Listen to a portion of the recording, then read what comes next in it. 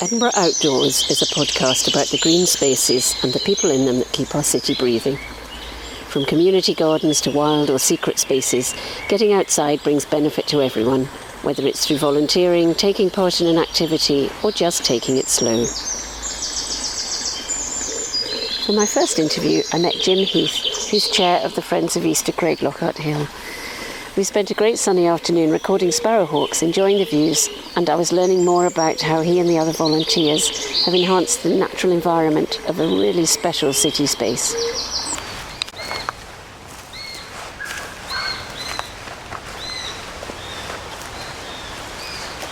So has it got a nest? Yeah, so the nest is up here, one of these trees here, but really high up, so you can't see it, which is why you rarely see them, because they're flying about now, but the canopy is so thick, because obviously it's midsummer now, that all the light's taken by the trees, which is why we're lucky to see them come out in the open.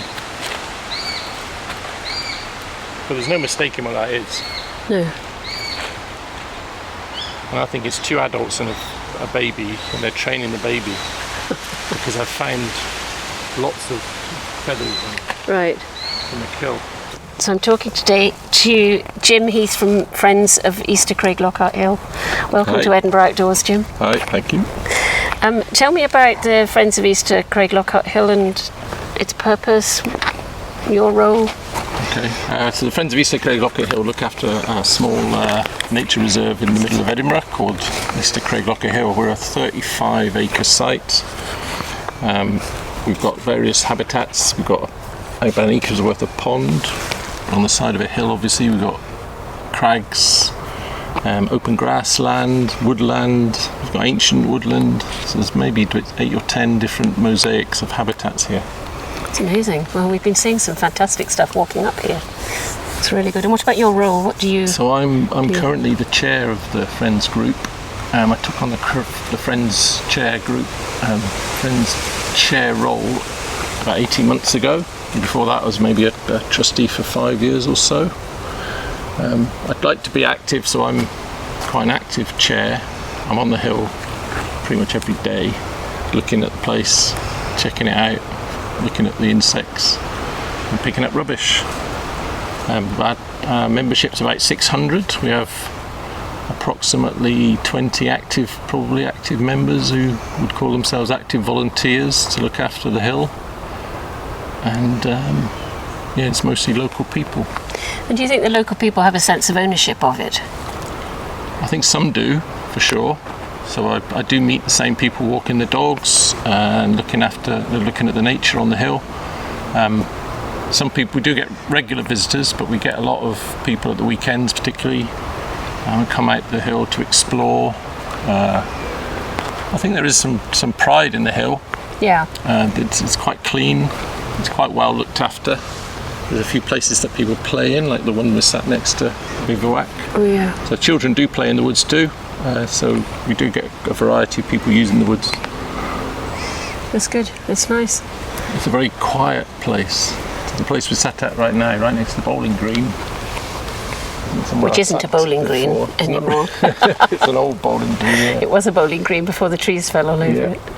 But it's very quiet. You can get away. You can just about pick up the traffic noise if you concentrate, but most of the time you can just hear the birds and the wind blowing in the trees. So you can come and you can lose yourself in these woods.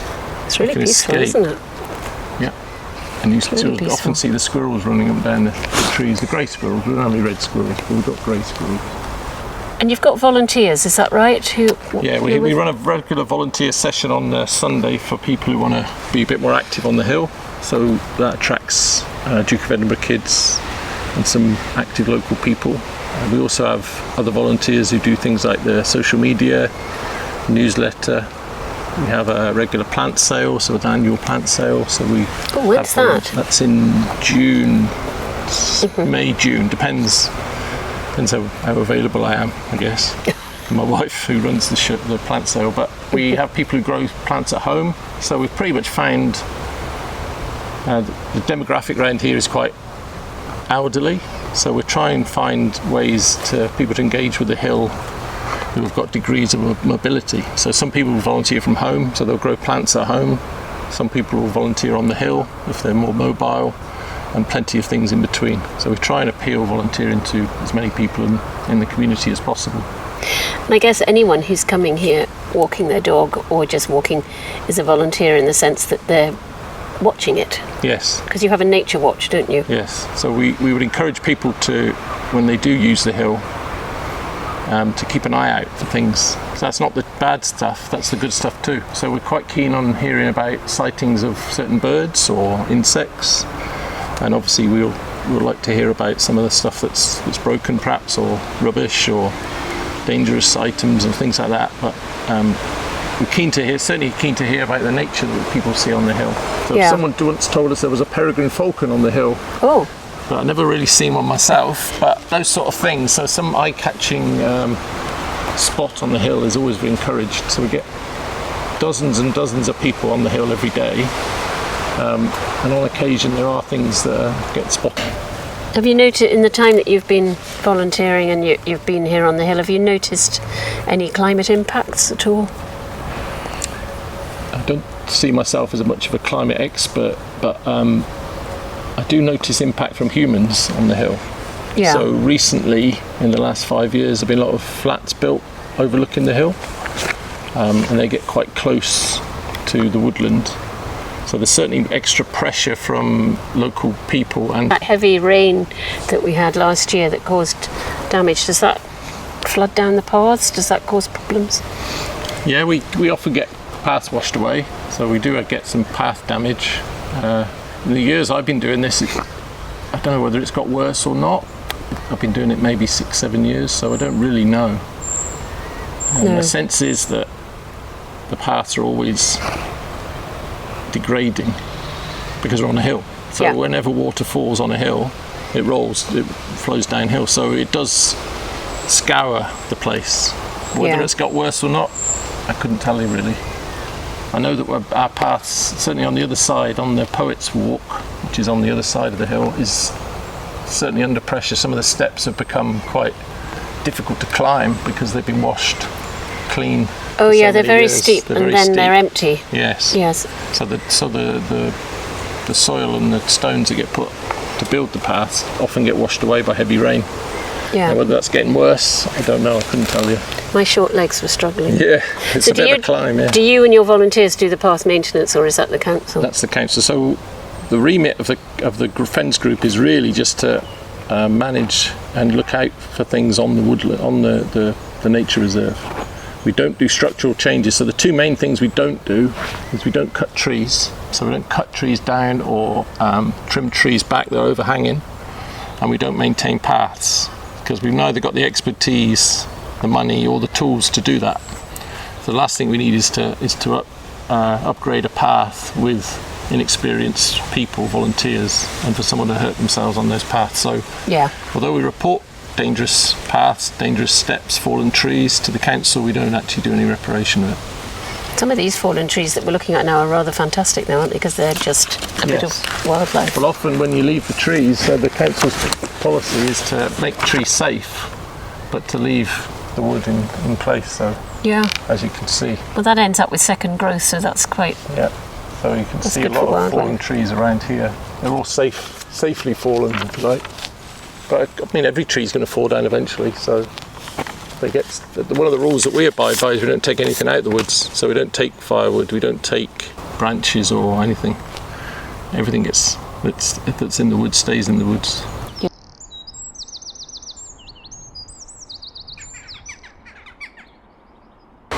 So when did you say you planted the trees? These were about 7 or 8 years ago. We started planting in this area. We call it Izzy's Wood, because Izzy was the lady who started planting them here. We've been planting other trees in here over the years, but I think it's pretty much full now. So it's a really good habitat for wildlife, insects, well, mostly insects, but that obviously feeds all the birds. So this is where the action is, this mess here. And this is what people want us to clear up. But you don't want to clear this. Thing. So we've got to be careful. We don't trim this, we don't pull it back, anything. This is the sort of nursery for trees. Mm-hmm. So this stuff here, with all the nettles and everything, stops everything else. Here it is again. Yeah. And it's obvious now, isn't it? Yeah, so this is like a big tree nursery. We've planted a few of these, what do they call this? There's oak, hazel, a few pines down there, Scots pines, various things. But this area used to be quite flat, open, flat. But putting the trees in there and leaving all this stuff to grow means everything else can live in there too. You'll probably hear the sparrowhawk come past now. I hope. Well, I recorded it just now. So what was that So about? this is the area where we've been planting trees, and basically we're trying to plant bug food, because if you can get the bugs right, then all the other things in the ecological pyramid work. So if you get bugs right, you get more amphibians like frogs and toads, you get birds, and the whole thing lifts up. Yeah. Bigger birds eat the smaller birds, you know, the foxes eat the mice. So you just need the bug food. Yeah. So we leave bug food like this to grow. Which is there's pollen in here. Sticky willy and everything. Yeah, just leave it nettles all. There's a badger that goes up here every day. He goes around this way. Comes down and goes up there. And they wanted to put a water main in, because the water main that services the site wasn't big enough. Right. So they brought the water main up from Craiglockhart up through the golf course, and they put it underneath that fence, and they put it all the way along here, which meant clearing a 10-metre width of gorse. Wow. And they left a huge scar here, and all local people were very upset. So what they did, they planted seed, wildflower seed here, and this is the result. But the thing is, people think wildflower meadows, you plant seed and you leave it. We put hours, hundreds of hours probably, into this section to keep it like this, because otherwise you just get brambles growing and the gorse will eventually keep growing up. So we cut the gorse back, cut the brambles back, we thin out the willow herb, and we try and encourage the other plants like this beautiful stuff, which is yellow rattle. Oh yeah. So the meadow maker. But you can still see some gorse coming up, so that'll be cut again in the spring. Would it take over if it was It'll left? take over, because it'll all come out. There's all gorse behind that row of prickles. There's all more gorse.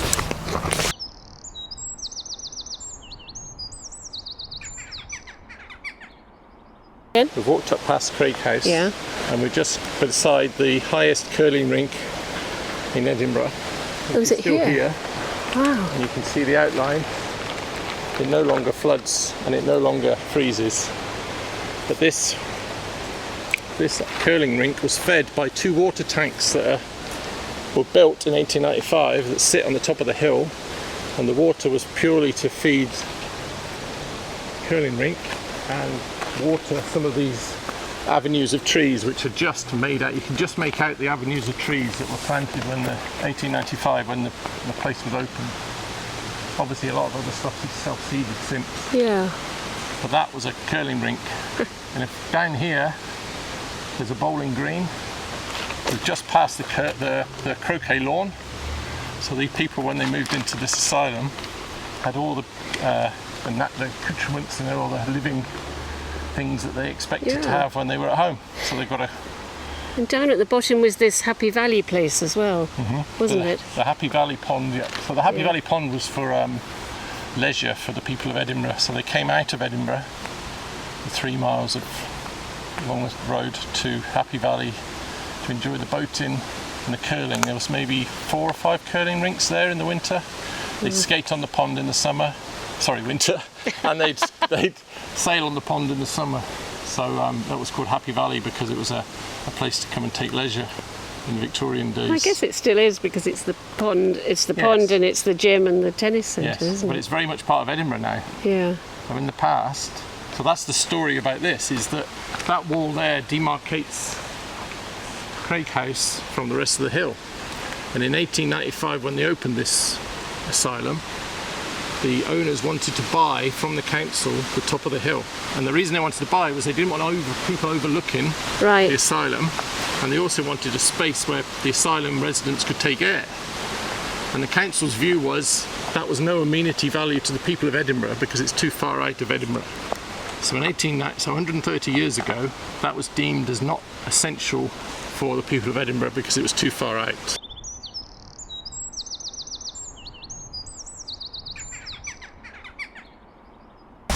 We're looking at the harebells. We've always had a population of harebells on the hill, but we've tried to increase the population by planting seed in places they already grow.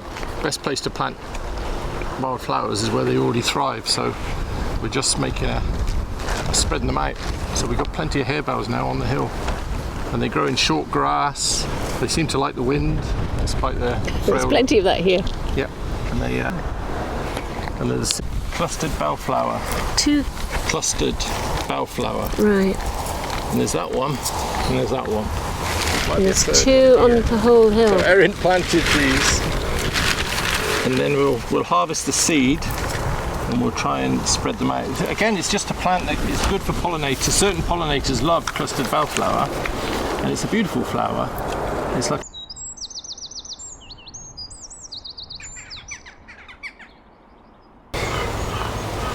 So, are there any organised? Do people ever do meditation and yoga and things like that on the top of the hill or in the woods? Do you ever see it? I've pretty much seen every type of pastime on the hill, I think. So I've seen people doing yoga. There's no organised events. No. I've seen people doing yoga. I've seen people doing Tai Chi. And last week I saw somebody doing he set up an aerial on the top of the hill, and he was picking up a signal from France. And he was talking to some guy on a mountain in France. So there's all sorts of pastimes that take place on the hill. There you go. Most of which is perfectly legitimate and friendly, and they take everything away. We even have people camping out on the hill sometimes. Oh, have you? Yeah. So as long as people take all their stuff away, personally I don't have a problem with that. But unfortunately, they do tend to leave a lot of litter and things behind. You don't really want the mess, do you? But yeah, we don't have any organised. The only organised events that go on the hill is we do have a few forest schools that take their children, nursery-age children, into the woods regularly, and they use the woods in all weathers actually. Even in winter, they'll come and the kids will be running around like lunatics for a morning. But that's what open spaces should be. So if people are interested in finding out more about the hill, how do they do that? And if if people are interested in supporting you in any way, what kind of things could people do? Well, there's we have a website that we keep relatively up to date. So there's information on there about events. So we do run regular events like fungi walks or Easter egg hunt, things like that, so they can get involved in that. There's the nature watch, so they can come just for a walk and report any interesting sightings, any insects, plants, birds, anything like that. And they can also donate on the webpage too if they're so inclined. We do run regular volunteering sessions on a Sunday, 2 till 4. They can get in touch and ask us more information about that. And that's sometimes about tree planting, sometimes it's surveying, sometimes building habitats. We try and make as much variety of events as we can. Yeah. And we encourage any people, any local people or people from outside to come and join in and see the place. But I think you were saying when we were walking up the hill, one of the best ways that people can support and volunteer you actually is if they're here, feeling that they are part of it and that they've got ownership of it. Yeah. And helping with, if they see litter and again, like that sparrowhawk that we heard, if they hear that. Well, it's a local nature reserve, so it's owned by the council, so we all own it. I don't own it any more than anyone else, so it's a local nature reserve that should be enjoyed by anyone, and anyone can come here, spend some time here, perhaps even look after it a little bit, pick up some rubbish, report something of interest, just spend some time here. Yeah. It's a nice place to be. It's lovely. And if you don't like being out in the open in the sun, you can find shady spots like we're sat in right now. Yeah. I haven't seen a soul for the last 20 minutes. They're all down there bowling. That's right. So, listening to the radio. Quick fire, a couple of questions, and nothing to do with what we're doing sitting here really, is what does outside mean to you? What does being outside mean to you? I like being outside because I like the sensory experience. I like hearing the birds or hearing the wind in the trees. There's always something new to see, so you never know what's going to fly past or what's going to be crawling around under the bushes. There's always something new to see, and I like the fact that I can understand what an environment's like in different parts of the year. So if you come for a walk in the spring, it'll be totally different to a walk in the winter. So it's the variety of stuff that that takes my view, it takes my attention when I come out for a walk. You do feel better after a walk. You do feel better, don't you? Just being on your feet, just being moving, just getting your body moving, and then when you're walking on the hill, of course you can get some exercise too, because it's a hill. So you can walk up the hill. You can get some. If you go a bit faster, you can get you out of breath a little bit. And apart from being here, because obviously this must be your favourite place in Edinburgh, I assume. What's your other favourite outdoor space in Edinburgh? Right, well, I volunteer as well with the Water Leith, so probably my favourite place in Edinburgh is the Water Leith. But to be one place it's not really one place, it's all the places in Edinburgh. Yeah. So the Water Leith runs from Bellano down to the sea, so and there's tributaries too. So you get all different environments, all different habitats all the way down. So you get open farmland, you get open woodland, you get urban, you get the Dean Village, you get Leith. So probably my favourite place to spend some time is the Water Leith. Yeah. I spend a lot of time in the Water Leith. So I wade in the Water Leith. So you're like a living Anthony Gormley statue. Yeah, exactly, yeah. I do quite enjoy the Gormley statues, yeah. I think they're amazing. They are quite amazing, even though they're just people, men. The Water Leith is a fantastic walk, actually. It is incredible. Yeah, it's really good.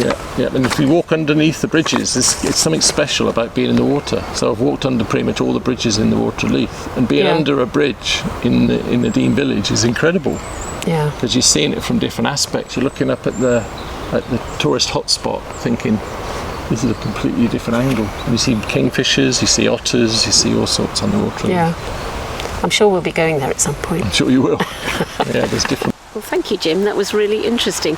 And I loved finding out more about the nature and the wildlife on East of Craiglockhart Hill. And I know that the volunteers work hard, and I can see all the work that's gone into it. It's fantastic.